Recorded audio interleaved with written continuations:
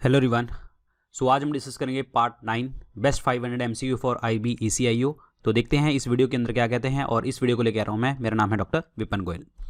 आगे बढ़ते हैं। आगे बढ़ने से पहले आपको बता दूं मेरे दो पेड कोर्सेज 10,000 एमसीक्यू कोर्स और हमारा जीएस कोर्स आता है स्टडी आईक्यू ऐप के ऊपर। दोनों हमारे बेस्ट सेलिंग कोर्सेज में आते हैं और आपने परचेज भी कर रखे होंगे ये कोर्सेज। अगर आपको अच्छे लग रहे हैं तो आप अपने दोस्तों को भी ये रिकमेंड कर सकते हैं। तो start with the first question. Question क्या कहता है, name of the hormone which is at the peak during ovulation is. ऐसा हार्मोन का नाम बताइए जो ओवुलेशन के दौरान चरम सीमा पर होता है। ओवुलेशन का मतलब ये होता है जब हमारी बॉडी के अंदर मतलब फीमेल बॉडी के अंदर खास करके एस्ट्रोजन हार्मोन जो है हाई होता है, तब जाके जो है ये आपका एस्ट्रोजन हार्मोन जब हाई होता है तब जाके ये गलत। एस्ट्रोजन हार्मोन जब हाई होता है तो हमारी बॉडी में जो निकलता है एलएच निकलता है और एलएच होता है ल्यूटिनाइजिंग हार्मोन। ल्यूटिनाइजिंग हार्मोन कहा जाता है, ल्यूटिनाइजिंग हार्मोन। क्लियर। ये 13वें दिन निकलता है, ये यहाँ पे 13th और 14th डे के ऊपर निकलता है जब गर्ल के अंदर जो होता है ओवुलेशन का टाइम, यानी कि 28 डेज का क्या होता है, मासिक धर्म मेंस्ट्रुअल साइकिल होता है। तो 14 दिन के बाद जो होता है ओवुलेशन होता है, तब जाके आपका एस्ट्रोजन लेवल हाई होता है और उस टाइम पे निकलता है luteinizing hormone. This is very important question. Clear. इसमें जो आपके फॉलिकल्स होते हैं, इसमें जो होते हैं फॉलिकल्स, ठीक है, तो फॉलिकल्स क्या करते हैं, मैच्योर हो जाते हैं, फाइनल स्टेज के ऊपर आ जाते हैं और एग जो है बाहर को निकलने की तरफ आता है, कोलैप्स होने की कोशिश करता है। तो आंसर इसमें क्या बनेगा, आपका ए ऑप्शन बनेगा correct answer, luteinizing hormone. This is super important part. और इसके बाद लिखा हुआ है एफएसएच। एफएसएच का मतलब होता है फॉलिकल स्टिमुलेटिंग हार्मोन।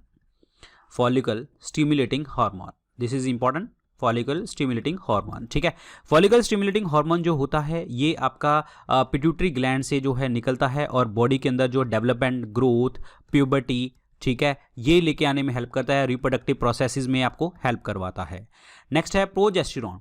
प्रोजेस्टेरॉन और ईस्ट्रोजन हार्मोन जो होते हैं ये फीमेल बॉडी के अंदर बहुत ज़्यादा इंपॉर्टेंट हार्मोन होते हैं, फीमेल कैरेक्टरिस्टिक्स के अंदर ये काम करते हैं। जो प्रोजेस्टेरॉन हार्मोन होता है ये लड़की की प्रेगनेंसी को मेंटेन करके रखता है और रेगुलेट करता है उसका monthly cycle, that means menstrual cycle को मेंटेन करता है। और एस्ट्रोजन हार्मोन जो होता है ये आपकी बॉडी के अंदर, फीमेल बॉडी के अंदर फीमेल सेक्स हार्मोन होता है जो ओवरीज द्वारा रिलीज किया जाता है और रिप्रोडक्शन के लिए, मेंस्ट्रुएशन के लिए, मेनोपॉज के लिए ये रिस्पॉन्सिबल होता है। तो आंसर इसमें क्या बनेगा आपका, LH is the correct answer, LH। Endemic species क्या होती हैं? एंडेमिक स्पीशीज का मतलब होता है कि किसी एक पर्टिकुलर एरिया के अंदर अगर कोई स्पीशीज रहती है तो एंडेमिक कहते हैं। और पेंडेमिक का मतलब कहता है ऑल ओवर द वर्ल्ड। ठीक है। सो इसका मतलब क्या हो गया, एंडेमिक का मतलब क्या हो गया, एक पर्टिकुलर एरिया के अंदर एक्सक्लूसिवली फाइंड आउट होती हैं ज्योग्राफिकल एरिया के अंदर, तो उसको हम क्या कहते हैं, एंडेमिक स्पीशीज उसको कहा जाता है। आंसर इसमें बी ऑप्शन बनेगा करेक्ट आंसर, बी ऑप्शन। ये देखिए जी, कॉन्सेप्ट जो आपका पर्टिकुलर रीजन में देखने को आपको मिलता है। इनमें से सेंटर स्टेट रिलेशनशिप बनाने के लिए कौन सा कमीशन जो है रिस्पॉन्सिबल है, जो सेंटर स्टेट रिलेशनशिप को बनाएगा? दो कमीशन बैठे हुए हैं अभी तक, सरकारिया कमीशन जो 1983 में बैठा था, ठीक है, और एक था आपका पुंची कमीशन। पुंची कमीशन, क्लियर, ये बैठा था 2007 में। 2007 में सेंट्रल गवर्नमेंट जो है आपकी उस टाइम पे ये कमीशन जो है रिस्पॉन्सिबल था। तो आंसर इसमें सी ऑप्शन बनेगा करेक्ट आंसर। सेंटर और स्टेट के रिलेशनशिप के लिए हमें बताता है। उसके बाद है आपका कोठारी कमीशन। कोठारी कमीशन ने बताया था हमें 3 लैंग्वेज फार्मूला। 3 लैंग्वेज फार्मूला इन्होंने बताया था, जिसमें आपको 3 लैंग्वेज मतलब आपको एक मदर टंग आपकी पता होनी चाहिए, फिर उसके बाद हिंदी, फिर उसके बाद इंग्लिश। 3 लैंग्वेज का कॉन्सेप्ट ये था। नानावती कमीशन जो बैठा था, ये आपको पता है गोधरा हत्याकांड हुआ था 2002 के अंदर, ठीक है, तो उस टाइम पे नानावती कमीशन बैठा था। मंडल कमीशन की अगर हम बात करते हैं तो मंडल कमीशन आपका बैठा था 1978-79 के अंदर, ठीक है, तो उस टाइम पे जो है ओबीसी की रिजर्वेशन की बात करी गई थी, अदर बैकवर्ड क्लासेस की 27% कोटा की यहाँ पे बात करी गई थी। आंसर इसमें सी ऑप्शन बनेगा correct answer, Sarkaria commission is the right one. National remote sensing centre जो है ये कहाँ पे है? नेशनल रिमोट सेंसिंग जो है सेंसिंग सेंटर जो है ये कहाँ पे है? This is in the Hyderabad. Answer इसमें क्या बनेगा, बी ऑप्शन बनेगा right answer, Hyderabad is the correct answer. Very very important question है। क्लियर। अगर आपसे पूछा जाए यहाँ पे नेशनल रिमोट सेंसिंग सेंटर है, अगर आपसे पूछा जाए Indian institute of remote sensing, Indian institute of remote sensing ये कहाँ पे है, तो आपका आंसर क्या होगा, देहरादून। देहरादून आंसर होगा, लेकिन यहाँ पे क्वेश्चन पूछा हुआ है नेशनल रिमोट सेंसिंग सेंटर, यहाँ पे Indian institute of remote sensing. Dehradun के अंदर जो है IMA के हेडक्वार्टर हैं, फॉरेस्ट रिसर्च डिपार्टमेंट के हेडक्वार्टर हैं, सर्वे ऑफ इंडिया के हेडक्वार्टर हैं, ये सारे पता होना चाहिए। सर्वे ऑफ इंडिया आपके फॉरेस्ट के लिए, जंगलों के लिए, और आपकी इंडियन मिलिट्री एकेडमी, सब कुछ आपका देहरादून में आता है। आंसर इसमें बी ऑप्शन बनेगा right answer. Hyderabad is the correct one. Blood pressure जो होता है ये इंक्रीज हो जाता है कब इंक्रीज होता है? जब आपकी बॉडी के अंदर कौन सा हार्मोन इंक्रीज हो जाए, ये आपका हार्मोन इंक्रीज हो जाए थायरॉक्सिन हार्मोन इंक्रीज हो जाए तो ऑब्वियसली बात है आपकी बॉडी के अंदर जो है ब्लड प्रेशर बढ़ जाएगा। ब्लड प्रेशर को मापने के लिए स्फाइग्मोमैनोमीटर जो है आपका इंस्ट्रूमेंट होता है जो मेजर करता है।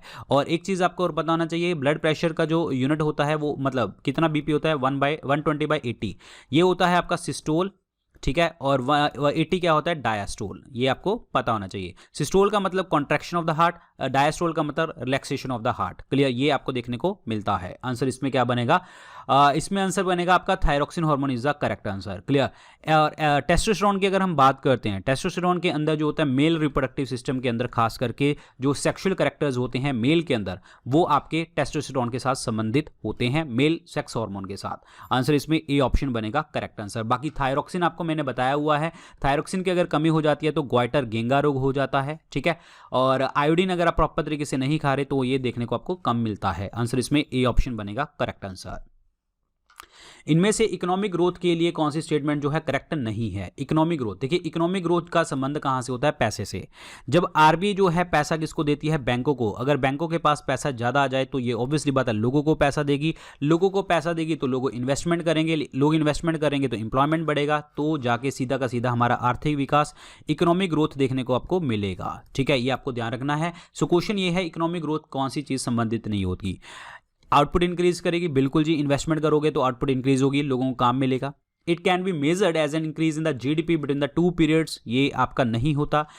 क्रिएशन ऑफ वेल्थ, बिल्कुल आपका जब इकोनॉमिक ग्रोथ होगी तो वेल्थ इंक्रीज करेगी। स्ट्रक्चरल चेंजेस आएंगे, बिल्कुल इन्वेस्टमेंट हो रही है तो स्ट्रक्चरल चेंजेस आएंगे। इस क्वेश्चन का answer is B option. Clear, output बढ़ेगी, वेल्थ बढ़ेगी और स्ट्रक्चरल चेंजेस देखने को आपको मिलेंगे। B option is the correct answer, B option.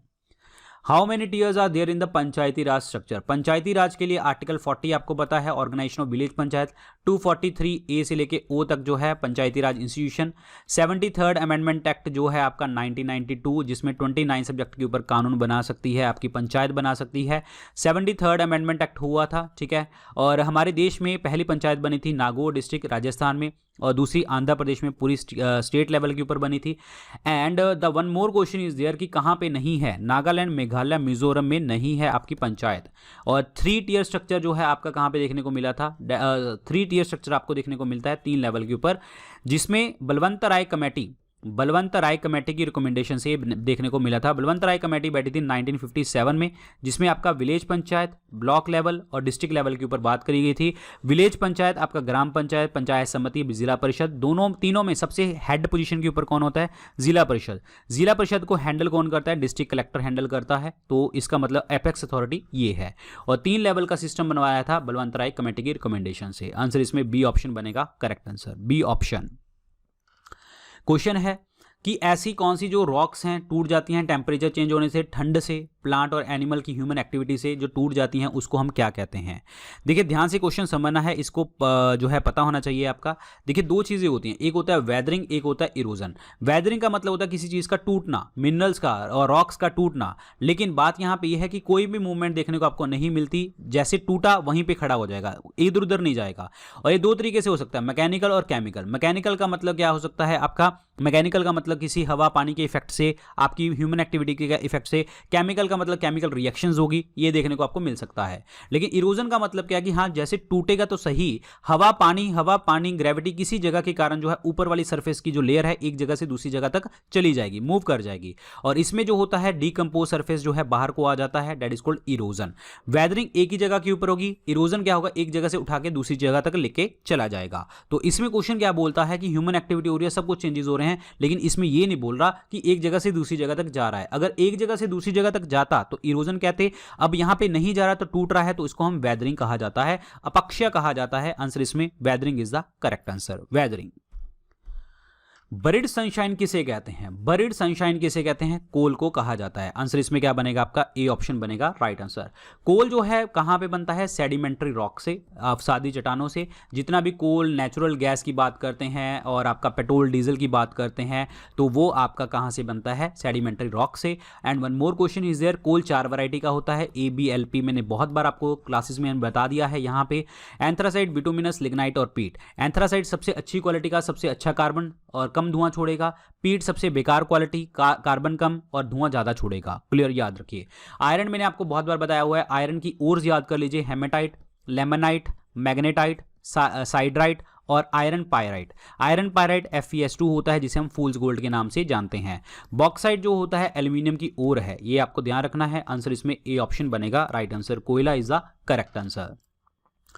Ashok का जो नाम है उनकी इंस्क्रिप्शन में क्या देखने को आपको मिलता है? अशोक का जो नाम है क्या देखने को मिलता है? तो वो देखने को मिलता है प्रियादर्शी। प्रियादर्शी, क्लियर। प्रियादर्शी भी देखने को आपको मिलता है और देवम प्रिया भी इसको कहते हैं, देवम प्रिया। ठीक है, ये 2 नामों से जाना जाता है। और अशोक नाम एक इंस्क्रिप्शन में लिखा हुआ है जिसका इंस्क्रिप्शन है मस्की इंस्क्रिप्शन, कर्नाटक के अंदर, वहां पे अशोक ही लिखा हुआ है वहां पे। ठीक है, अब बात यह है कि इन इंस्क्रिप्शंस को पढ़ा किसने था? जेम्स प्रिंसेप ने पढ़ा था, जेम्स प्रिंसेप ने पढ़ा था। ठीक है, तीसरी बुद्धिस्ट काउंसिल हुई थी हमारी। ठीक है, उसके चेयरपर्सन कौन थे? मोगालिपुत्तिस, मोगालिपुत्तिस। ठीक है, ये आपको याद रखना है। और यहां पे लिखी गई थी अभिधाम पिटक, अभिधाम पिटक लिखी गई थी। क्लियर, अभिधाम पिटक मोगालिपुत्तिस ने लिखी थी, जिन्हें आप उपगुप्त कहते हैं।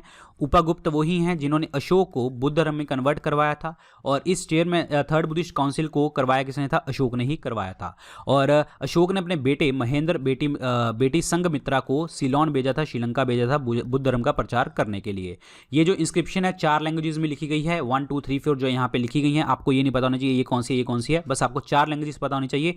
ये 4 लैंग्वेजेस कौन सी हैं? प्राकृत भाषा में, ग्रीक भाषा में, ठीक है, और अरमाइक भाषा में, और वन मोर इज द खारोष्ठी भाषा में। ठीक है, ये आपको क्लियर होना चाहिए 4 भाषाओं में। आंसर इसमें बी ऑप्शन बनेगा, Priyadarshi is the correct answer.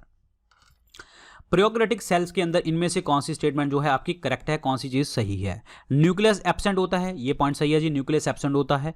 Nucleolus is present, गलत, एब्सेंट होता है। माइटोसिस और मियोसिस देखने को आपको मिलते हैं, ये भी आपका पॉइंट गलत हो गया। उसके अंदर जो होता है विखंडन होता है, सिर्फ माइटोसिस होती है। मियोसिस जो होता है सिर्फ और सिर्फ सेक्सुअल रिप्रोडक्शन के टाइम पे देखने को आपको मिलता है, नहीं, यहाँ पे नहीं होता ऐसा। Envelope cells organelles are absent, ये भी सही है जी। ऑर्गेनेलिज जो होती हैं एब्सेंट होते हैं, उसके पीछे ऊपर एनवेलप वगैरह नहीं होता। तो पहला और चौथा पॉइंट क्या बनेगा आपका? सही आंसर बन जाएगा। सो आंसर इसमें क्या बनेगा? बी ऑप्शन बनेगा right answer. 1 and 4 is the correct answer, 1 and 4 is the correct one. Next बताइए, कौन सा ऑर्गन जो है इसका पार्ट नहीं है? इम्यून सिस्टम का पार्ट नहीं है, इम्यून सिस्टम का पार्ट नहीं है, बताइए जी। क्वेश्चन देखिए जी, इम्यून सिस्टम का पार्ट ये है, बहुत सारी चीज़ें हैं, जैसे लिम्फॉइड ऑर्गन्स आपका इम्यून सिस्टम का पार्ट होता है। बोन मैरो होता है, ठीक है, बोन मैरो अस्थि मज्जा जिसे आप कहते हैं। थाइमस ग्लैंड होती है जो बच्चों में चेस्ट में प्रेजेंट होती है। लिम्फ नोड्स होते हैं आपकी जगह जगह के ऊपर, ठीक है। स्प्लीन होती है, प्लीहा blood bank of the body जिसे हम कहते हैं। टॉन्सिल्स होते हैं जो आपके गले में हो जाते हैं। और ये सारी चीज़ें जो हैं आपका इम्यून सिस्टम का पार्ट बनती हैं। इसमें से कौन सा नहीं है? ब्रेन नहीं है। आंसर इसमें सी ऑप्शन बनेगा। ब्रेन की आउटर लेयर जो होती है वो कौन सी होती है? ब्रेन जो होता है, ब्रेन के बाहर एक शेल होता है जिसे हम क्या कहते हैं? क्रेनियम होता है, ठीक है। उसके नीचे क्या होता है? यहाँ पे लेयर होती है ब्रेन के बाहर, दैट इज कॉल्ड मेनिंजेस उसको कहा जाता है, जो उसको प्रोटेक्ट करके रखती है। ब्रेन की जो जैसे हम चेक करना हो ब्रेन को, तो हम इसकी ग्राफिकल इमेज कैसे करते हैं? EEG, that is called electroencephalogram. अगर यहाँ पे ECG होता तो इलेक्ट्रोकार्डियोग्राफ, तो आपका हार्ट के लिए हो जाता, ठीक है, ध्यान रखना है आपको। सो आंसर इसमें क्या बनेगा आपका? सी ऑप्शन बनेगा correct answer, C option. Clear.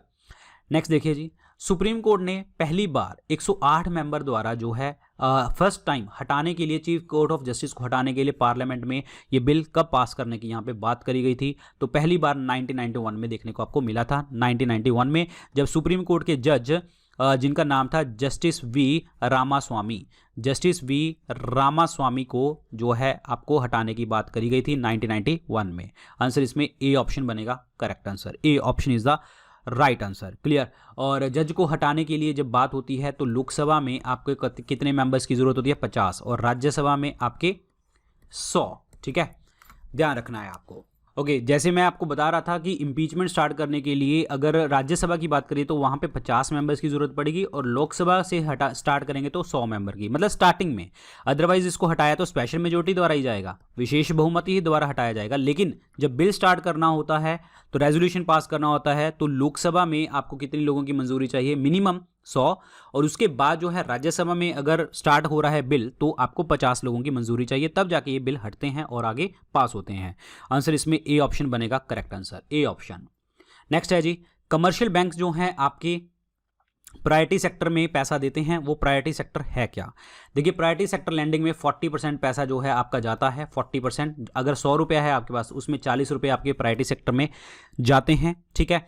तो 40 रुपये जब जाते हैं तो उसमें सबसे ज़्यादा एग्रीकल्चर का शेयर होता है, एग्रीकल्चर का शेयर 18% होता है, जिसमें आपका प्रायोरिटी सेक्टर लैंडिंग में जैसे फॉर एग्जांपल एग्रीकल्चर हो गया, ठीक है, एग्रीकल्चर हो जाता है आपका, और एग्रीकल्चर हो गया, ठीक है, और प्लस आपका that means small scale industries हो जाती हैं, एजुकेशन हो जाता है, और हाउसिंग हो जाती है, ये सारी चीज़ें इसमें आती हैं। क्लियर, इंपोर्ट एक्सपोर्ट के लिए बात होती है, ये सारी चीज़ें MSMEs वगैरह जिसे हम कहते हैं, इसमें सारा पैसा जाता है आपका प्रायोरिटी सेक्टर लैंडिंग में।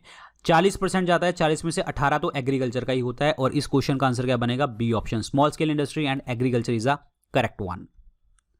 इनमें से कौन सा ऐसा इंस्ट्रूमेंट है जो डिटेक्ट कर लेता है करंट को एक सर्किट के अंदर, that is galvanometer. Even minute current 10⁻⁻6 ampere के करंट को भी ये माप लेता है। स्फिग्मोमैनोमीटर ये आपकी हार्ट बीट को चेक करता है, ठीक है, blood pressure, not heart beat, blood pressure को चेक करता है, ठीक है। और बैरोमीटर जो होता है ये आपका एटमॉस्फेरिक प्रेशर को मेंटेन करके रखता है, मतलब मापता है वायुमंडल दाब को। बैरोमीटर की रीडिंग एकदम से गिर जाती है तो तूफान आता है, धीरे धीरे नीचे गिर रही है तो मतलब बारिश होने वाली है, और धीरे धीरे ऊपर उठने वाली है तो मतलब आसमान साफ है, क्लियर वेदर है। बैरोमीटर को डिस्कवर किसने किया था, टॉरिसेली ने, ठीक है, इसलिए यूनिट टॉर भी कह देते हैं। मैग्नेटोमीटर की बात करते हैं तो मैग्नेटिज्म को डिटेक्ट करने के लिए आता है कि हाँ मैग्नेटिक प्रॉपर्टी किसकी कितनी है, आंसर इसमें ए ऑप्शन बनेगा। किंग जॉर्ज फिफ्थ जो है एक क्राउन ऑफ इंडिया इन्होंने ऑप्ट किया था, कब बने थे क्राउन ऑफ इंडिया, 1911 के अंदर। और इसी जब जैसे ही हमारे देश में आए थे तो जनगण मन गाया गया था, क्योंकि दिल्ली दरबार सजा हुआ था यहाँ पे, दिल्ली दरबार, और इसीलिए इन्होंने कहा था कि बंगाल पार्टीशन कैंसल और कलकत्ता से कैपिटल शिफ्ट कर दो दिल्ली, कलकत्ता से कैपिटल शिफ्ट कर दो दिल्ली, ये अनाउंस किया गया था। और यहाँ पे लॉर्ड हार्डिंग सेकंड थे गवर्नर जनरल, जिसके ऊपर बम फेंका गया था, रास बिहारी बोस ने जो है बम फेंका था, रास बिहारी बोस ने।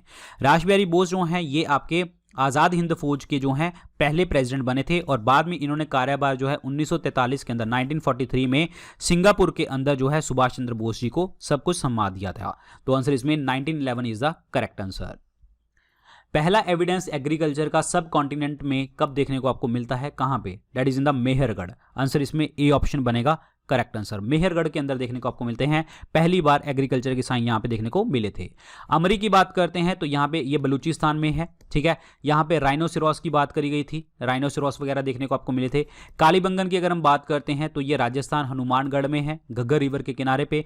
यहां पे आपको मिट्टी के आपको हथियार वुडन प्लॉ देखने को आपको मिलते हैं।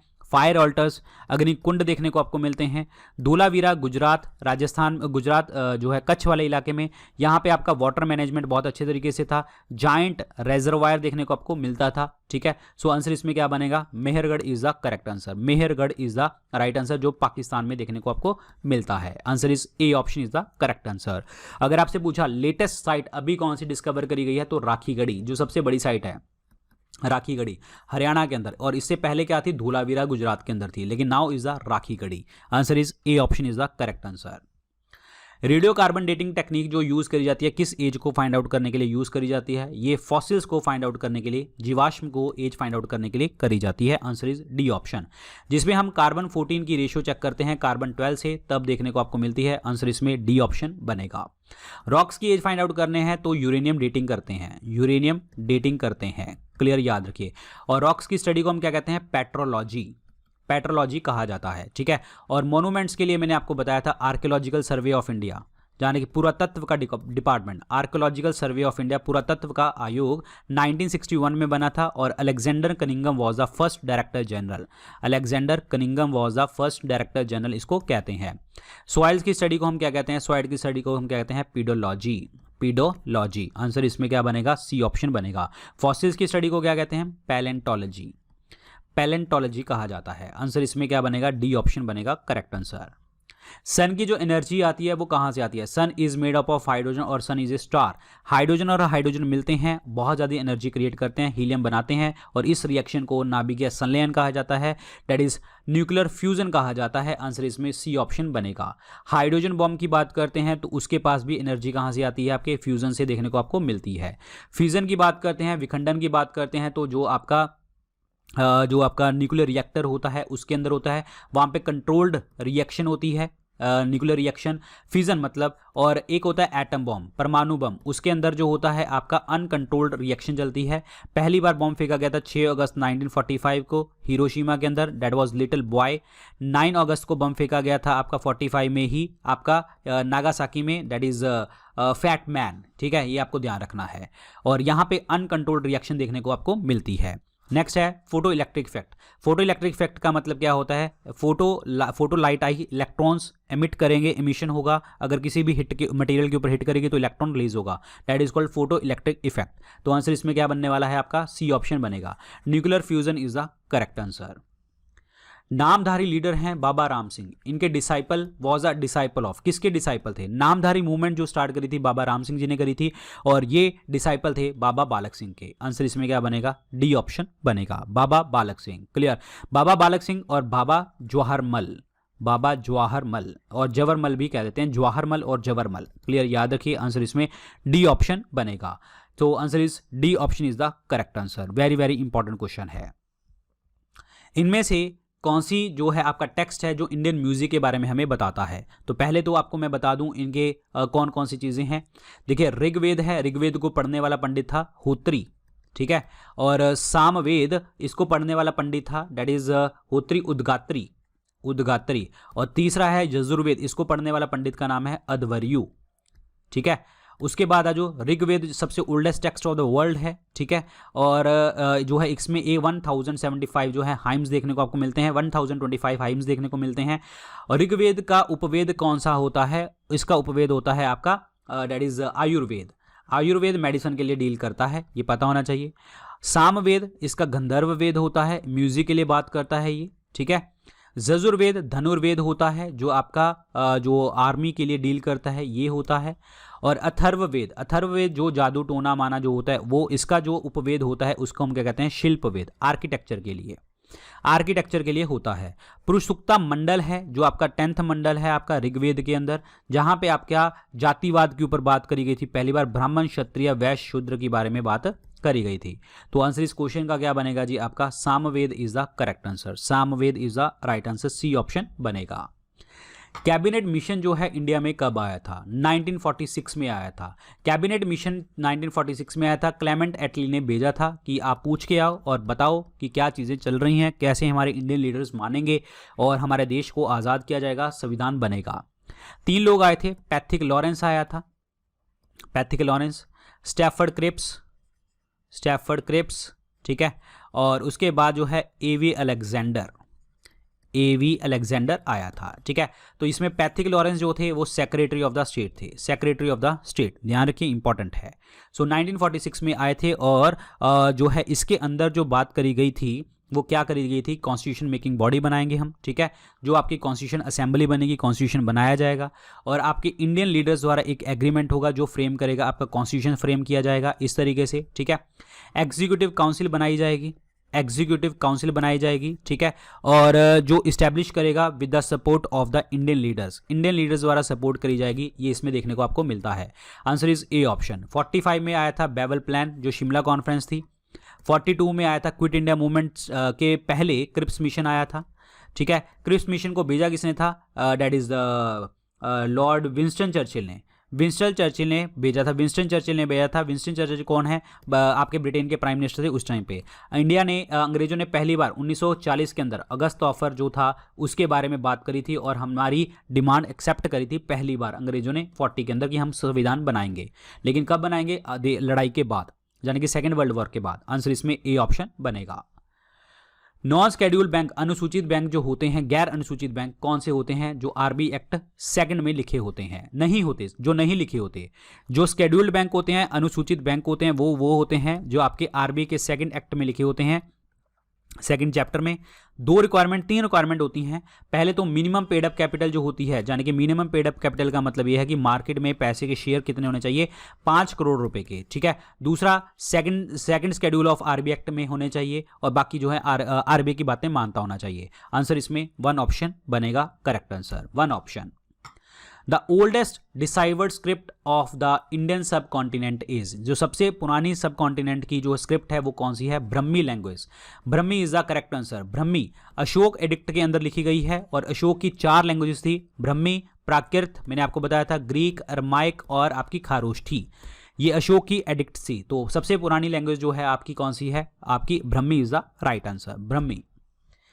पहला इंडियन प्रोडक्ट जिसको जीआई टैग मिला था, GI tag is the geographical indicator tag, जो मिला था दार्जिलिंग टी को मिला था। आंसर इसमें बी ऑप्शन बनेगा correct answer, clear.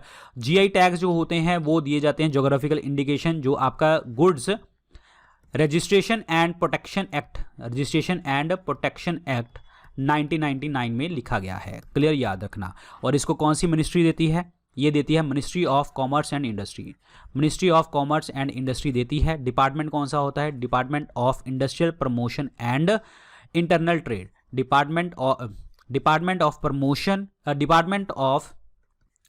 Of industrial promotion and internal trade जो आपका डिपार्टमेंट होता है, जो इसको देखता है। आंसर इसमें बी ऑप्शन बनेगा correct answer, B option. Dandi march जो है आपका महात्मा गांधी जी का स्टार्ट किया गया था इंडिया के लोगों द्वारा, ठीक है। तो ये कौन सा मूवमेंट जो स्टार्ट करी गई थी वो बताना है, that is the civil disobedience movement, सवर्ण्य अवज्ञा आंदोलन। 12 मार्च 1930 से लेके जो है आपका 6 अप्रैल 1930 तक चला था, ठीक है। 24 दिन तक ये चला था। 280 माइल्स जिसे हम कहते हैं, ठीक है, 240 माइल्स देखने को मिला था, 385 किलोमीटर के आसपास। 24 दिन चला था। टोटल गांधी जी के साथ टोटल 79 थे, गांधी जी के साथ 78 थे और एक गांधी जी थे, ठीक है। तो ये चला था। और पहला जो मार्च किया गया था, पहला मार्च जो एंड किया गया था, 21 किलोमीटर चले थे। पहली इन्होंने स्टे कहाँ पे लगाई थी, असलाली एक गांव था आपका, वहां पे इन्होंने स्टे करी थी। पहले दिन 21 किलोमीटर चले थे। Civil disobedience movement is the correct answer. Khilafat movement जो है 1919 में करी गई थी मोहम्मद अली एंड शौकत अली द्वारा, अली ब्रदर्स, मोहम्मद अली एंड शौकत अली द्वारा यह स्टार्ट किया गया था। टर्की के सुल्तान को हटाया गया था, तब हुआ था। नॉन कॉपरेशन मूवमेंट 1 अगस्त 1922 के अंदर स्टार्ट करी थी, गांधी जी ने स्टार्ट करी गई थी, और ये जो है जलियांवाला बाग मैसेकर के कारण देखने को मिली थी। नॉन कॉपरेशन मूवमेंट के टाइम पे तिलक जी की डेथ हो गई थी उसी दिन, और पहला मास बेस्ड मूवमेंट था ये। पूरा देश आज़ाद था। गांधी जी ने बोला था कि हम 1 साल के अंदर 1 साल के अंदर हम आज़ादी ले लेंगे, तो यहाँ पे ये स्लोगन दिया गया था। Quit India movement Gandhi ji ने लॉन्च किया था 8 अगस्त 1942 को, क्लियर। लेकिन आईएनसी ने लॉन्च किया था 9 अगस्त को, ध्यान रखना, इंपॉर्टेंट डेट है। सो आंसर इसमें क्या बनने वाला है आपका, civil disobedience movement is the correct answer. Food cans are coated with tin and not with the zinc, because food cans जो होते हैं वो टिन द्वारा कोटेड होते हैं, जिंक द्वारा कोटेड नहीं होते। क्यों नहीं होते, क्योंकि जो होती है रिएक्शन होती है, zinc is more reactive than the tin. Answer इसमें क्या बनेगा, सी ऑप्शन। जिंक टिन से ज़्यादा क्रियाशील होता है, जिसके कारण ये रिएक्टिव हो जाता है, और आपके टिन द्वारा कोट होते हैं, जिंक द्वारा कोट नहीं होते। अगर आपसे पूछा जाए मोस्ट रिएक्टिव मेटल कौन सा होता है, तो पोटाशियम होता है, और सबसे कम आपका गोल्ड। पोटाशियम के बाद आपका सोडियम हो गया, कैल्शियम हो गया, मैग्नीशियम हो गया, इस तरीके से देखने को आपको मिलते हैं। रिएक्टिविटी कम होती जाती है, और सबसे ज़्यादा पोटाशियम रिएक्टिव और सबसे कम गोल्ड रिएक्टिव होता है। आंसर इसमें सी ऑप्शन बनेगा। इबादत खाना अकबर ने कब बनाया था, इबादत खाना क्या था, हॉल ऑफ प्रेयर। प्रेयर का हॉल था, यहाँ पे सारे लोग प्रेयर करते थे, और ये वर्शिप, हॉल ऑफ वर्शिप 1575 में अकबर ने बनाया था। वेरी इंपॉर्टेंट, फतेहपुर सिकरी के अंदर, ठीक है। 1562 में, पहले आंसर टिक करते हैं, इसका आंसर क्या बनेगा आपका 1575। 1562 में अकबर ने क्या किया था, मैरिज अलायंस बनाया था, राजपूतों के साथ इन्होंने मैरिज अलायंस बनाई थी, क्लियर। 1582 भी याद कर लो, जो 1582 के अंदर जो है इन्होंने एक धर्म स्टार्ट किया था, दीन इलाही। सब धर्मों का मिश्रण था इसके अंदर, लेकिन इसमें सबसे पहला और आखिरी हिंदू कौन था, बीरबल मतलब आपका महेश दास, पहला और आखिरी हिंदू इन्होंने ऑप्ट किया था। 1573 के अंदर जो है आपका अकबर ने गुजरात को कॉन्कर किया था, और इस चीज़ की जीत को इन्होंने बुलंद दरवाज़ा बनाया था, बुलंद दरवाज़ा, जिसे हम क्या कहते हैं, door of victory. Fatehpur Sikri में डोर ऑफ विक्ट्री, बुलंद दरवाज़ा बनवाया था, 1602 में बनवाया गया था। ये क्लियर होना चाहिए आपके दिमाग में। 1575 इज द करेक्ट आंसर। और इसमें बहुत ज़्यादा जो है 9 जेम्स, 9 हीरे रहते थे, 9 बंदे थे, बीरबल महेश दास कोर्ट जेस्टर था, कोर्ट्स के अंदर चीज़ें पूछी जाती थी। मियाँ तानसेन रामतनु पांडे कोर्ट सिंगर था और गाने गाते थे। अबुल फजल क्रोनोलॉजिस्ट था, इन्होंने आईने अकबरी लिखी थी, आईने अकबरी और अकबरनामा लिखी थी, ध्यान रखना है, ये आईने अकबरी और अकबरनामा। फैजी कोर्ट पोइट था। महाराजा मानसिंह आर्मी कंसल्टेंट था, राजा मानसिंह को सबसे ज़्यादा मनसबदारी मिलती थी और प्लस मानसिंह ने लड़ी थी लड़ाई battle of Haldi Ghati. Battle of Haldi Ghati लड़ी थी 1576 में, किसके साथ लड़ी थी? ये लड़ी थी आपके महाराणा प्रताप के साथ। महाराणा प्रताप चेतक घोड़ा उनके पास था। फ़कीर अजीउद्दीन सूफी सिंगर थे। मुल्ला दो प्याजा बीरबल मुस्लिम्स काउंटर पार्ट होते थे। टोडरमल फाइनेंस सिस्टम, इन्होंने दहसाला सिस्टम और टोडरमल सिस्टम इन्होंने स्टार्ट किया था और दहसाला टोडरमल सिस्टम क्लियर, जब्ती सिस्टम, ये सब कुछ स्टार्ट किया था। अब्दुल रहीम खान खाना हिंदी कॉपलेट के राइटर थे और इन्होंने पर्शियन लैंग्वेज के अंदर जो है बाबरनामा को चेंज किया था, बाबर की ऑटोबायोग्राफी को चेंज किया था। तो ये सारे 9 हीरे आपको पता होने चाहिए। हाईएस्ट वेलोसिटी जो होती है, इनमें से सबसे ज़्यादा वेग किसका होता है? हाईएस्ट वेलोसिटी जो है इसमें से किसकी है? कॉस्मिक रेज की आपकी वेलोसिटी होती है। कॉस्मिक रेज की जो होती है हाई एनर्जी पार्टिकल्स होते हैं, तो ये आपका बनेगा ए ऑप्शन बनेगा right answer. A option is the correct answer. ये जो होता है स्पीड ऑफ लाइट, यानी कि 3 × 10⁸ मीटर पर सेकंड की स्पीड से चलते हैं, या फिर 3 × 10⁵ किलोमीटर पर सेकंड की स्पीड से ये चलते हैं। Cosmic rays is the correct answer. Answer इसमें ए ऑप्शन बनेगा, कॉस्मिक रेज। नील दर्पण बाय दीन बंधु मित्रा, ये पोर्ट्रे है किसका? नील दर्पण पोर्ट्रे है आपका इंडिगो प्लांटर्स का। नील दर्पण, this is very important point. और नील दर्पण के ऊपर दीन बंधु मित्रा ने एक पुस्तक भी लिखी थी, पुस्तक है एक्चुअली, ये पुस्तक है दीन बंधु मित्रा ने लिखी थी इंडिगो रिवोल्ट के लिए, जो आपका 1858-59 के अंदर जो है लिखी गई थी। और इंडिगो रिवोल्ट हुआ कब था? 1858 में, और बुक भी इसी टाइम पे लिखी गई थी, 58-59 में लिखी गई थी। आंसर इसमें बी ऑप्शन बनेगा। और ये बंगाली के अंदर लिखी गई थी, बंगाली के अंदर लिखी गई थी इंडिगो नील की खेती के लिए। आंसर इसमें बी ऑप्शन बनेगा। इंडियन रुपी जब डेप्रिशिएट होता है तो यूएस डॉलर के अकॉर्डिंग इसका मतलब क्या होता है? इंडियन रुपी की वैल्यू कम होगी, यूएस डॉलर की स्ट्रांग होगी। यूएस डॉलर में मतलब क्या होगा कि ज़्यादा चीज़ें खरीद पाएंगे, इंपोर्ट ज़्यादा होने लग जाएगा, ठीक है। यूएस इंपोर्ट ज़्यादा करेगा, यानी कि हमारे देश का एक्सपोर्ट बढ़ जाएगा। यूएस इंपोर्ट करेगा, हमारे देश का एक्सपोर्ट बढ़ जाएगा, ठीक है। जिसके कारण क्या होगा, अगर इंडियन रुपी डेप्रिशिएट कर रही है तो हमारे जो इंडियन कंज्यूमर होंगे उनको चीज़ें महंगी मिलने लग जाएंगी। तो ये सारी चीज़ें देखने को आपको मिलेंगी। इसका मतलब क्या होगा, जब डेप्रिशिएट करेगा एक्सपोर्ट चीप हो जाएगा, इंपोर्ट कॉस्टलियर हो जाएगा। आंसर इसमें क्या बनेगा? ए ऑप्शन बनेगा correct answer. A option is the correct one. Personal satyagraha that is called individual satyagraha, व्यक्तिगत सत्याग्रह, ये स्टार्ट किसने किया था? आचार्य विनोबा भावे ने 1940-41 के अंदर इन्होंने स्टार्ट किया था, 40 और 41 के अंदर। और पहले सत्याग्रही ये थे और दूसरे सत्याग्रही जो थे, जो पकड़े गए थे, जो दूसरे सत्याग्रही पकड़े गए थे, जवाहरलाल नेहरू पकड़े गए थे। और विनोबा भावे जो है इन्होंने बुधान मूवमेंट स्टार्ट करी थी पुंचमपल्ली के अंदर, बुधान मूवमेंट जो लैंड रिफॉर्म के लिए करी गई थी। सुभाष चंद्र बोस इंडियन जो है, ये सुभाष चंद्र बोस ऑटोबायोग्राफी है, इंडियन स्ट्रगल नाम की ऑटोबायोग्राफी है। 4 सेना थी इनकी आज़ाद हिंद फौज के अंदर, 4 सेनाएं थी। दैट इज आपका गांधी सुभाष और जवाहरलाल नेहरू, ठीक है। और एक थी झांसी आपकी जो है फोर्स थी। झांसी जो है लक्ष्मी के अंडर थी, ठीक है, एक कमांडर थी उसमें। 1943 में इन्होंने सिंगापुर में ज्वाइन किया था सुभाष चंद्र बोस ने आज़ाद हिंद फौज को। 38 में और 39 में ये जीते थे इंडियन नेशनल कांग्रेस का आपके सेशन, हरिपुरा और त्रिपुरी सेशन। 1939 में गांधी जी के साथ डिफरेंसेस बढ़ने लग गए थे, क्योंकि पत्ताभी सीतारमैया को इन्होंने हराया था, जो गांधी जी सपोर्ट कर रहे थे, जिसके कारण आपके इनमें डिफरेंसेस बढ़ने लग गए और इन्होंने रिजाइन कर दिया 39 में सुभाष चंद्र बोस ने, और स्टार्ट कर दिया आपका forward block committee, clear, forward block committee. Sarojini Naidu Nightingale of India, Bharat के अंदर यूपी स्टेट की पहली गवर्नर थी, लेडी गवर्नर। सरोजिनी नायडू 1925 के अंदर जो है आपकी कांग्रेस सेशन के अंदर, कानपुर सेशन के अंदर जो है प्रेसिडेंट रही थी। सेकंड राउंड टेबल कॉन्फ्रेंस में जब गांधी जी रिप्रेजेंट कर रहे थे तो विमेन सेक्शन को रिप्रेजेंट किया था सरोजिनी नायडू जी ने रिप्रेजेंट किया था।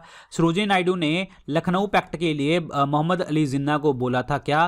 That is the ambassador of Hindu Muslim unity. C Rajagopalachari हमारे देश के पहले गवर्नर जनरल ऑफ इंडिया हैं, भारत के, आज़ाद भारत के। आंसर इसमें सी ऑप्शन बनेगा। क्वेश्चन है, एसी करंट को डीसी करंट में कन्वर्ट करने के लिए क्या यूज किया जाता है? रेक्टिफायर। आंसर इसमें सी होगा। अगर उल्टा बोल देता है, डीसी करंट को एसी में कन्वर्ट करने के लिए कौन यूज करता है, तो इन्वर्टर कहेंगे। इन्वर्टर करता है। एमीटर करंट को मापता है, गैल्वेनोमीटर भी करंट को मापता है, लेकिन गैल्वेनोमीटर 10⁻⁻6 एम्पियर के करंट को भी मापता है। ट्रांसफार्मर क्या है, high to low voltage convert करना और low voltage to high voltage convert करना जो है इसका काम होता है। आंसर इसमें सी ऑप्शन बनेगा, rectifier is the correct answer. ऐसी गवर्नमेंट बताइए जहां पे प्रीस्ट जो पंडित पुजारी होते हैं वो भगवान के नाम पे सरकारें चलाते हैं, वो कौन सी गवर्नमेंट होती है, डेट इज कॉल्ड थियोक्रेसी उसको कहते हैं। और लेगियार्की का मतलब क्या होता है, दो या दो से ज़्यादा लोग जो हैं, कुछ लोग हैं, स्मॉल ग्रुप ऑफ पीपल जो है यहाँ पे जो है सरकार संभाल रहे हैं। मोनार्की मतलब राजतंत्र, सिंगल पर्सन एक अथॉरिटी है जो अपना कंट्री रूल कर रहा है। फेजिज्म वन पार्टी डिक्टेटरशिप होती है, दैट इज कॉल्ड फेजिज्म। आंसर इसमें क्या बनेगा, सी ऑप्शन बनेगा, theocracy is the correct answer. यहाँ पे देखिए डायरेक्ट डेमोक्रेसी जिसमें लोग वोट करते हैं, लोग पार्टिसिपेट करते हैं, स्विट्जरलैंड के अंदर है। और लेगियार्की मतलब दो या दो से ज़्यादा लोग इसमें पार्टिसिपेट करते हैं। मोनार्की मतलब आपका एक सिंगल पर्सन है, सिंगल पर्सन है जो डील करता है। अनार्की का मतलब यहाँ पे कोई भी सरकार नहीं है, ठीक है, एब्सेंस ऑफ अथॉरिटी है। डिक्टेटरशिप में एक ही बंदा सारा कुछ संभाल रहा है। थियोक्रेसी का मतलब जो आपका थियोक्रेसी का मतलब जो है आपका प्रीस्ट सब कुछ संभालता है इस चीज़ का। क्लियर। सो ये सारी चीज़ें आपको पता होनी चाहिए। यूरेनियम जो है प्रोड्यूसिंग कंट्री कौन सी है, यूरेनियम को प्रोड्यूस कौन करता है, यूरेनियम को सबसे ज़्यादा प्रोड्यूस करता है आपका कजाकिस्तान। आंसर इसमें बी ऑप्शन बनेगा, Kazakhstan is the correct answer. Kazakhstan जो है इसकी जो कैपिटल है डेट इज नूर सुल्तान, ठीक है। और तैंग जो है Kazakhstan, tenge is the currency. Uranium से आपको याद होना चाहिए, यूरेनियम की ओर है pitchblende, pitchblende. Clear. Pitchblende एक और किसकी है, थोरियम की भी और है। क्लियर, थोरियम की भी और है। थोरियम सबसे ज़्यादा कहाँ पे मिलता है, केरल में। केरल में आपका जो है मोनाजाइट सैंड है, वहाँ पे आपको देखने को मिलता है। और केरल में आपकी नेचुरल रबड़ भी देखने को मिलती है, सबसे ज़्यादा नेचुरल रबड़ वर्ल्ड वाइड थाईलैंड में देखने को मिलती है। स्पाइस सिटी है आपकी कौन सी, केरल, ठीक है। यूरेनियम की ओर बता दी, यूरेनियम 235 यूज किया जाता है as a nuclear fuel in the uranium in the nuclear reactor, पता होना चाहिए। आंसर इसमें बी ऑप्शन बनेगा, राइट आंसर। कौन सी ट्राइब और स्टेट जो है नहीं जुड़ती, सही तरीके से नहीं जुड़ती, भिल्स गुजरात में है बिल्कुल, गादी हिमाचल प्रदेश में सही, कोटा तमिलनाडु में सही, तोदास केरल में है गलत, तोदास देखने को आपको मिलते हैं तमिलनाडु के अंदर। क्लियर। केरल जो होते हैं कुरुम्बास, केरल में कुरुम्बास हैं, कादार हैं, कादार्स हैं और कोरागाज हैं, कोरागाज, ये आपको याद रखने हैं नाम, Kurumbas, Kadars and Koragas. This is answer, that means D option is the correct answer, D option. Shiva caves कहाँ पे हैं, शिव केव्स कहाँ पे हैं, ये तीन है जी, दैट इज प्रिजर्वर, क्रिएटर बनाने वाला, प्रिजर्वर बचाने वाला, डिस्ट्रॉयर खत्म करने वाला। शिव केव्स जो है राष्ट्रकूट वंश ने बनाई थी, एलिफेंटा केव्स के अंदर देखने को आपको मिलती हैं, राष्ट्रकूट किंग ने बनाई थी। This is very important part. Clear. Mainly आपके लॉर्ड शिव के लिए ही है, बट यहाँ पे बुद्धिस्ट केव्स भी देखने को आपको मिलती हैं। अजंता केव्स आपके महाराष्ट्र में 30 केव्स हैं, 30 की 30 बुद्ध भगवान के लिए हैं। इलोरा केव्स की बात करते हैं तो इलोरा केव्स के अंदर 34 केव्स हैं, 17 जो हैं आपकी हिंदूज के लिए हैं, 12 बुद्धिज्म के लिए हैं और 5 जो हैं आपकी जैन धर्म के लिए हैं, पता होने चाहिए, दोनों महाराष्ट्र में हैं। बादामी केव्स जो हैं आपकी, बादामी केव्स चालुक्य वंश ने बनाई थी और उनकी कैपिटल भी बादामी थी, वातापी जिसे हम कहते हैं, ठीक है। सो आंसर इसमें क्या बनेगा आपका, सी ऑप्शन बनेगा correct answer, C option. World में सबसे ज़्यादा जो केसर है सबसे ज़्यादा कौन प्रोड्यूस करता है, वर्ल्ड में सबसे ज़्यादा प्रोड्यूस करता है ईरान, और इंडिया में दैट इज़ इंडिया में जम्मू कश्मीर, और जम्मू कश्मीर के अंदर उसको जीआई टैग भी मिला था, दैट इज़ सैफरन को। क्लियर, याद रखिए। और करेवाज वहाँ पे लैंड है आपकी, करेवाज एक जगह है, मतलब लैंड है, सॉइल है जहाँ पे सबसे ज़्यादा सैफरन केसर प्रोड्यूस किया जाता है। सो मतलब जम्मू कश्मीर में हेल्प करता है। आंसर इसमें डी ऑप्शन बनेगा।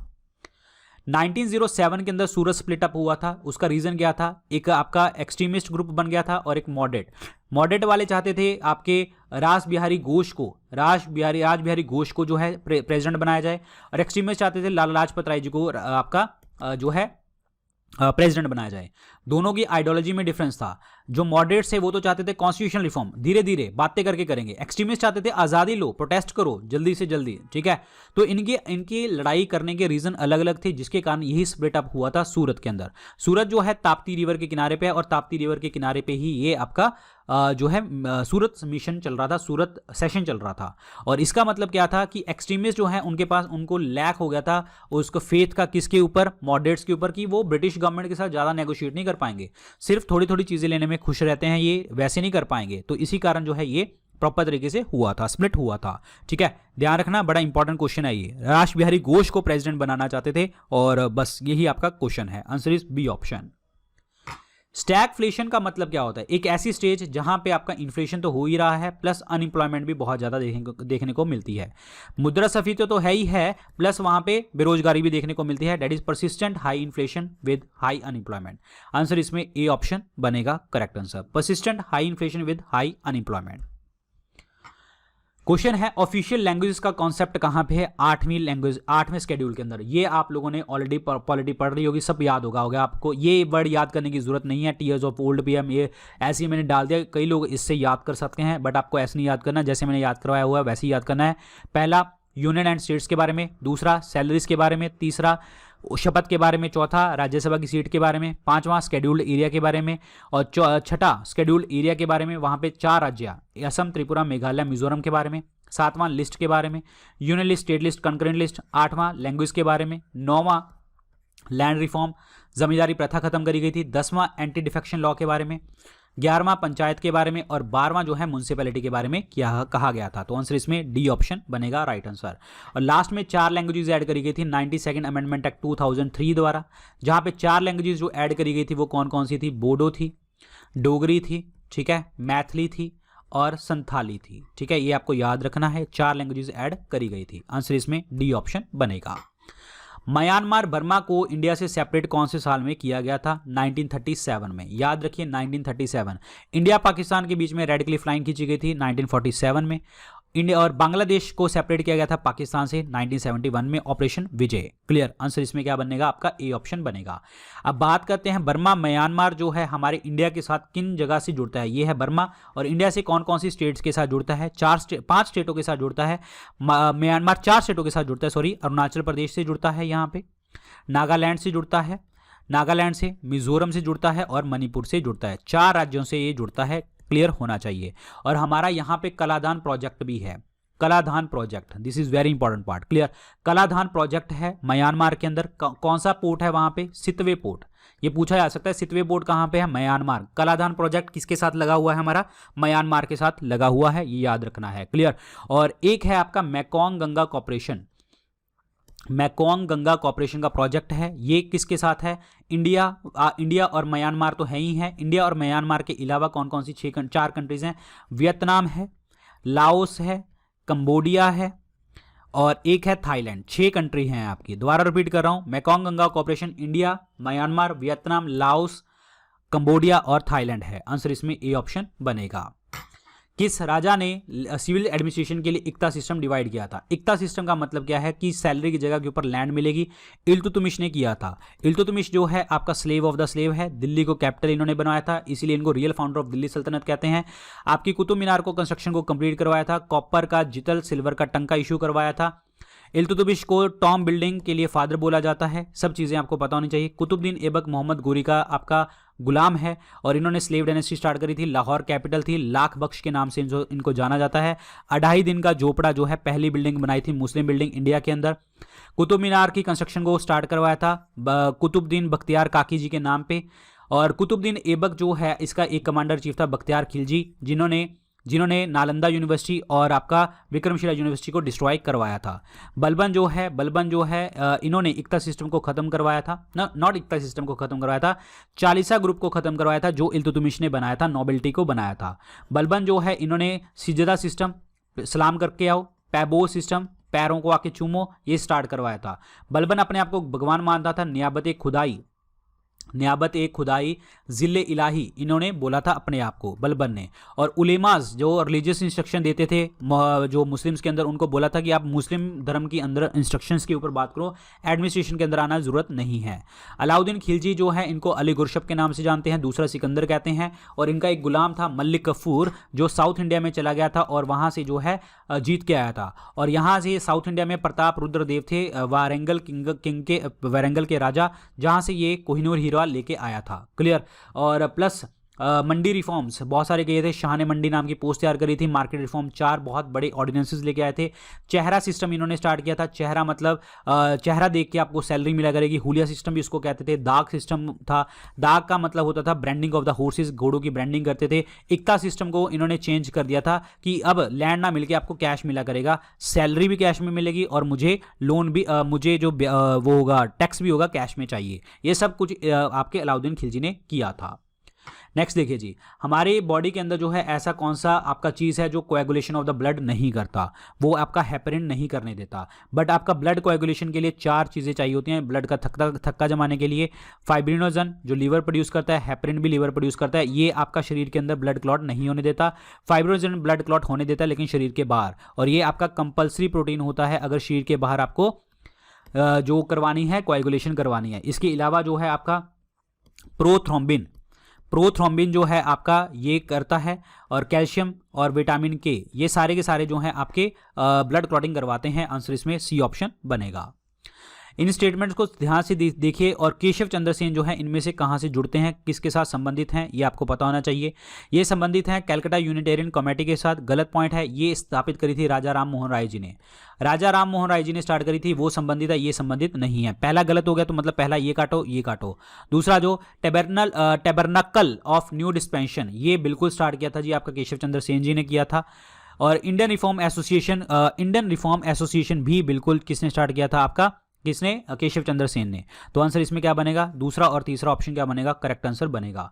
राजा राम मोहन राय को ब्रह्मो समाज इन्होंने स्टार्ट किया था 1828 ईस्वी में। अतम्या सभा स्टार्ट करी थी 1815 में, ठीक है। गिफ्ट टू मोनोथीस्ट नाम की पुस्तक इन्होंने लिखी थी, गिफ्ट टू मोनोथीस्ट। संवाद कौमुदी इन्होंने लिखी थी। और जो है सती प्रथा को 1829 में इन्होंने खत्म करवाया था। इंग्लिश एजुकेशन को प्रमोशन देते थे, और दोनों काम इंग्लिश प्रमोशन और आपका सती प्रथा लॉर्ड विलियम बेंटिक ने करी थी इनके टाइम पे। और राजा राम मोहन राय जी का राजा जो वर्ड है, ये टाइटल है अकबर द्वितीय ने इनको दिया था, अकबर सेकंड ने इनको दिया था। राजा राम मोहन राय जो है इनको मॉडर्न मैन ऑफ इंडिया भी कहते हैं, मॉडर्न मैन ऑफ इंडिया, ठीक है। फादर ऑफ इंडियन रेनेसा भी इनको बोला जाता है। भारत में पुनर्जन्म के father of Indian Renaissance, Bharat में पुनर्जन्म के संस्थापक, अगेन ब्रह्मो समाज के संस्थापक राजा राम मोहन राय को बोला जाता है। आंसर इसमें बी ऑप्शन बनेगा correct answer. B option is the correct answer. अगला क्वेश्चन देखिए जी, चीफ सेक्रेटरी जो होते हैं अपॉइंट होते हैं गवर्नर द्वारा उसी स्टेट के, ये पॉइंट गलत है। ये आपके अपॉइंट होते हैं गवर्नर द्वारा ना होके चीफ मिनिस्टर द्वारा, पहला पॉइंट गलत। चीफ सेक्रेटरी का फिक्स टेन्योर होता है, समय पक्का होता है, ये भी आपका पॉइंट गलत है, इसका समय पक्का नहीं होता, ठीक है। तो आंसर इसमें क्या बनेगा, आपका डी ऑप्शन बनेगा। Neither 1 and 2 is the correct answer, neither 1 and 2। Changlo is a folk dance of, Changlo जो है किसका डांस फॉर्म है, ये नागालैंड का डांस फॉर्म है। आंसर इसमें डी ऑप्शन बनेगा राइट आंसर। और मैं आपको बता दूं अरुणाचल प्रदेश में यहाँ से बुया, चालो, वांचो, पासी, कोंकी, पोनंग, पोपीर, बारदो चाम, ये अरुणाचल प्रदेश में है। अरुणाचल प्रदेश में आपका मॉलिंग नेशनल पार्क भी है, नामडाफ नेशनल पार्क भी है। पंजाब में बांगड़ा, गिद्दा, डाफ, धमन, भांड, नकुल ये देखने को मिलते हैं। असम में बिहू, बियुचिया, बिचुआ, महाराज, काली, गोपाल ये सारे देखने को मिलते हैं, पढ़ लेना ये सारे, ठीक है। नागालैंड में Rengma is very important, bamboo dance is important, Zeliang is very important. Clear. Nagaland की ऑफिशियल लैंग्वेज क्या है आपकी, इंग्लिश है, ये भी आपको क्लियर होना चाहिए, बड़ा इंपॉर्टेंट क्वेश्चन है ये। लेक सुपीरियर जो है फ्रेश वाटर लेक है, वर्ल्ड के अंदर कहां पे देखने को मिलती है, ये है लेक सुपीरियर, ये देखने को मिलती है आपको यूएसए के अंदर। आंसर इसमें ए ऑप्शन बनेगा। ये great lakes of North America के साथ बाउंड है, ओंटारियो और मिनेसोटा इसके साथ जो है आपका नॉर्थ साउथ, ये नॉर्थ साउथ के ऊपर जो लेक सुपीरियर की नॉर्थ साइड है, ये यहाँ पे देखने को आपको मिलते हैं। और आंसर इसमें क्या बनने वाला है आपका, 1 ऑप्शन बनेगा right answer, US is the correct answer. Yellow colour जो होता है यूरिन का, वो किसके कारण होता है, यूरोक्रोम के कारण देखने को आपको मिलता है। और ये यूरोक्रोम जो होता है हीमोफीलिया के हीमोग्लोबिन के टूटने से बनता है। और जो यूरिन होता है उसके अंदर 95% क्या होता है, वाटर होता है, 2.2% सॉल्ट होते हैं, 2.7% आपका यूरिया होता है, और 0.3% आपका यूरिक एसिड देखने को मिलता है। यूरिया जो बनता है हमारी बॉडी में लीवर में बनता है, पहला ऑर्गेनिक कंपाउंड जो लैब में बनाया गया था। और यूरिया का फॉर्मूला होता है NH2CO देखने को मिलता है, जिसमें 46% जो है आपको नाइट्रोजन देखने को मिलती है। आंसर इसमें ए ऑप्शन बनेगा। स्टैफर्ड क्रिप्स की आपकी जो आया था सेकेंड वर्ल्ड वॉर के टाइम पे, उसका प्लान क्या था, उन्होंने बोला था कि हम इंडिया को डोमिनियन स्टेटस देंगे, लेकिन तब देंगे जब हमारा देश आज़ाद हो जाएगा। वॉर एडवाइजरी काउंसिल बनाई जाएगी अगेन आपके देश आज़ाड होने के बाद। कंप्लीट इंडिपेंडेंस दी थी इन्होंने, गलत पॉइंट है। पार्टीशन करने की बात करी थी, गलत है। रिपब्लिक बोलने की बात करी थी, ये भी गलत है। India should be given dominion status, ये आपकी बिल्कुल बात करी गई थी। क्रिप्स मिशन को भेजा किसने था, 1942 में विंस्टन चर्चिल ने भेजा था, जो आपके विंस्टन चर्चिल वो हैं जो आपके ब्रिटिश प्राइम मिनिस्टर थे, उस टाइम पे ब्रिटेन हार रहा था सेकंड वर्ल्ड वॉर में, तभी इनको भेजा गया था कि इनको बोलो और इंडिया का साथ हमें चाहिए। अब बात यहाँ पे ये है कि क्रिप्स मिशन के प्रपोजल्स क्या थे। डोमिनियन स्टेटस की यहाँ पे बात करी गई थी और इंडिया को बोला था आपको फ्रीडम मिलेगी लेकिन कॉमनवेल्थ के साथ भी आप लगे रहेंगे और आपकी लिबर्टी होगी इंटरनेशनल ऑर्गेनाइजेशन के साथ मिलने की। कॉन्स्टिट्यूशन असेंबली बनेगी, न्यू संविधान बनेगा और जिसके अंदर जो है आपके नॉमिनेटेड लोग पार्टिसिपेट करेंगे प्रिंसेस से। और any province unwilling to join the Indian dominion, ये आपकी सेपरेट यूनियन बना सकती है, सेपरेट कॉन्स्टिट्यूशन बना सकती है। और उसके बाद जो है ट्रांसफर जो पावर होगी, माइनॉरिटीज की पावर होंगी, वो नेगोशिएट की जाएंगी कॉन्स्टिट्यूशन असेंबली द्वारा, ब्रिटिश गवर्नमेंट द्वारा। और मीन टाइम जो है आपकी जो है इंडिया का डिफेंस जो होगा वो ब्रिटिश द्वारा कंट्रोल किया जाएगा और गवर्नर जनरल जो है मेंटेन, गवर्नर जनरल के पास जो है सारी चीज़ें देखने को आपको मिलेंगी। ये सारा पॉइंट इन्होंने क्रिप्स प्रपोजल में बोला गया था, तो इसीलिए हमारा आंसर क्या बनेगा, आपका डी ऑप्शन बनेगा। डोमिनियन स्टेटस की यहाँ पे बात करी गई थी, आंसर इसमें डी ऑप्शन बनेगा करेक्ट आंसर। सो ये था आपका क्वेश्चन और ये हो गया आपकी पार्ट खत्म। सो 9 पार्ट खत्म, 10वां पार्ट आप देख लेना इसके बाद। सो जो भी अपडेट होगा वो आपको टेलीग्राम चैनल के ऊपर मिलेगा डॉक्टर विपिन गोयल के नाम से, प्लस आप मुझे इंस्टाग्राम के ऊपर भी फॉलो कर सकते हैं डॉक्टर विपिन गोयल के नाम से। So thank you so much guys, all the very best. अच्छे से पढ़िए, बस पेपर आपका ही है, अच्छे से पढ़ना है। Good luck, take care, bye bye.